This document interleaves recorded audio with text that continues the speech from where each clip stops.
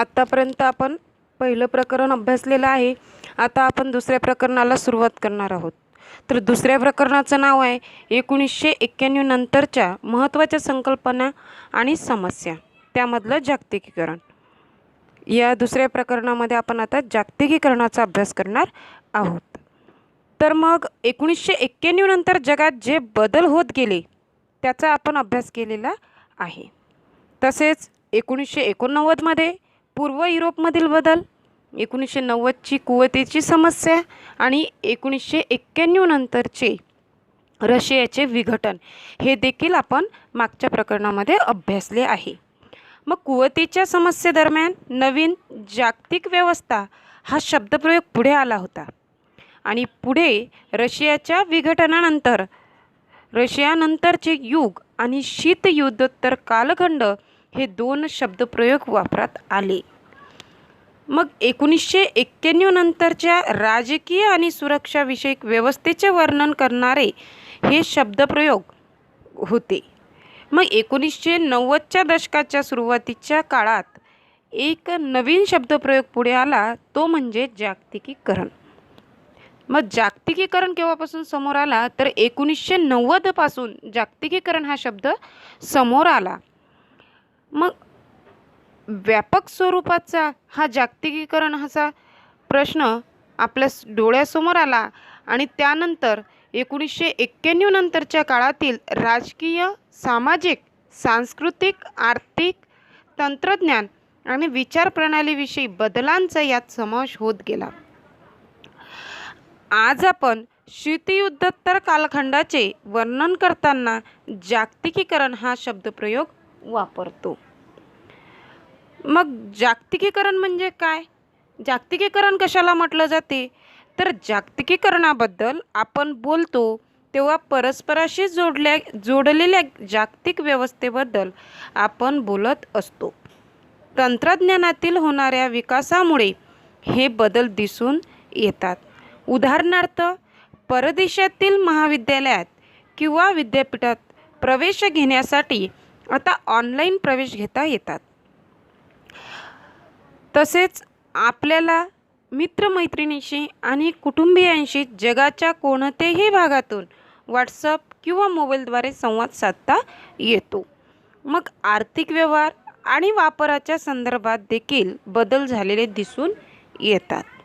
भारतातून फुले आणि फळे युरोप, अमेरिकेला निर्यात होतात, तर भारतातील बाजारपेठेत युरोप, अमेरिका किंवा चीनसारख्या देशातून माल येतो. जागतिकीकरणाने राष्ट्र आणि राष्ट्रातील लोक एकमेकाशी जोडल्या गेलेले आहेत. जगात एखाद्या ठिकाणी होणाऱ्या घटनांचा दुसरीकडे प्रभाव पडतात. या बदलाकडे पाहण्याचे अनेक दृष्टिकोन आहेत. एक मत असे आहे की जरी आपण जागतिक पातळीवर एकमेकाशी जोडल्या गेलो असलो तरी राष्ट्रव्यवस्थेचे महत्त्व कमी झालेले नाही. किंबहुना राष्ट्रवादाला आज देखील महत्त्व आहे. काही तंत्रज्ञानांच्या मते तंत्रज्ञान आणि अर्थशास्त्रज्ञाने राष्ट्रांना एकमेकाच्या जवळ आणले आहे. राष्ट्राचे सार्वभौमत्व तसेच अधिकार क्षेत्रांच्या संकल्पनांना आज आव्हान दिले जात आहे. नागरी समाज आणि बिगर राजकीय अभिकर्ते महत्त्वाचे झालेले दिसून येतात. आज सामाजिक चळवळी ज्या मानवी समस्यांवर भर देतात त्या राष्ट्राच्या सीमा सिंधून आंतरराष्ट्रीय पातळीवर कार्य करतात.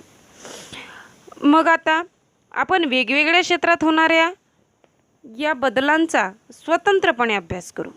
या बदलांचा भारतावर काय परिणाम होत आहे हे आपण पाहू.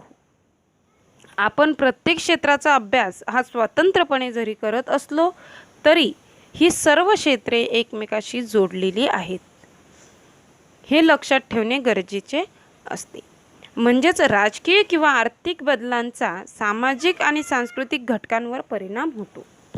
थोडक्यात काय की राजकीय किंवा आर्थिक बदलांचा कोणत्या घटकावर परिणाम होतो तर सामाजिक आणि सांस्कृतिक घटकांवर याचा परिणाम होतो. तर यामध्ये सर्वात प्रथम काय शिकायचं आपल्याला जागतिकीकरणामध्ये आर्थिक घटक. आर्थिक घटक आपण अभ्यासत आहोत.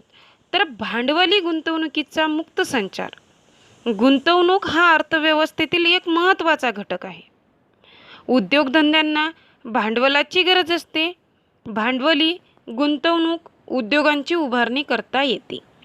मग उद्योगामध्ये भांडवली गुंतवणूक ही केवळ सरकारी पातळीवरच नव्हे तर खाजगी क्षेत्रातून देखील होत असते. टाटा किंवा रिलायन्स सारख्या खाजगी कंपन्या भारतातच नव्हे तर अमेरिका, युरोप, आफ्रिका इत्यादी राष्ट्रात देखील गुंतवणूक करतात. सरकारी कंपन्यांदेखील परदेशात गुंतवणूक करतात. तसेच अनेक परदेशी कंपन्या भारतात गुंतवणूक करत आहेत. ही गुंतवणूक पायाभूत सुविधा तसेच ग्राहकोपयोगी अशा दोन्ही क्षेत्रात होताना दिसून येते. परदेशी कंपन्यांनी भारतात विमानतळ, आण्विक प्रकल्प इत्यादींमध्ये गुंतवणूक केलेली आहे. त्याचबरोबर McDonald, burger king, Pizza Hut सारख्या कंपन्या ग्राहकोपयोगी क्षेत्रात गुंतवणूक करत आहेत. 1990च्या दशकापूर्वी अशा तऱ्हेची गुंतवणूक क्वचित होत होती. ही जी गुंतवणूक आहे आर्थिक घटकाबाबतची, ज्या परदेशी कंपन्या आपली गुंतवणूक करत होत्या, त्यानंतर सरकारी कंपन्या देखील परदेशात जाऊन आपले भांडवलाची गुंतवणूक करत होत्या. तर ही जी गुंतवणूक आहे ही गुंतवणूक 1990च्या दशकापूर्वी अशा तऱ्हेची गुंतवणूक जी आहे ही कमी प्रमाणात होत अशी. त्या काळी सरकारी नियमांचे अडथळे होते. म्हणजे 1990मध्ये काय होतं, गुंतवणूक करण्यासाठी काही सरकारी नियमांचे अडथळे येत होते. ते अडथळे आता दूर झालेले आहेत किंवा ते अडथळे आपल्याला दूर झालेले दिसत आहेत.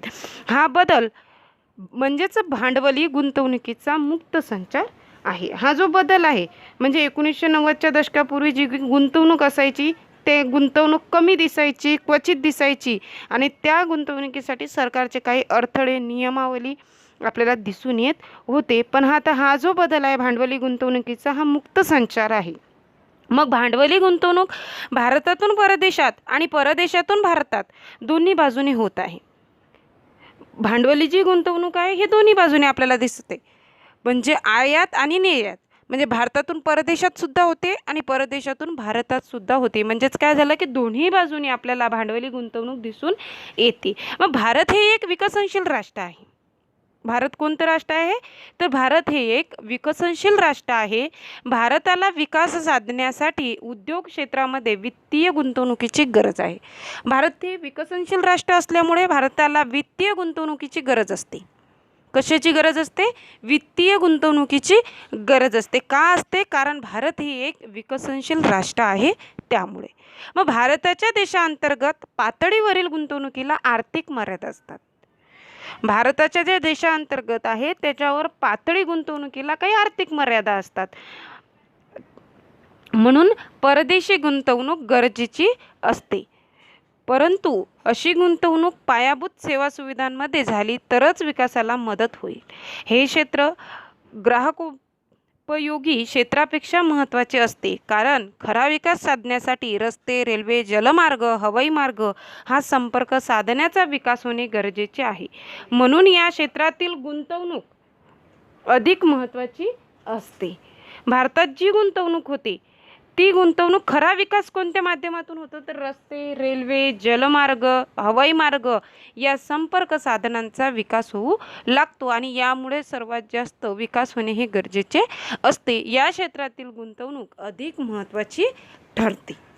भांडवली गुंतवणूक असेल किंवा रस्ते, रेल्वे, जलमार्ग, हवाई मार्ग याबाबतचा जो संपर्क साधनांचा विकास होतो ते सुद्धा गरजेचं असते.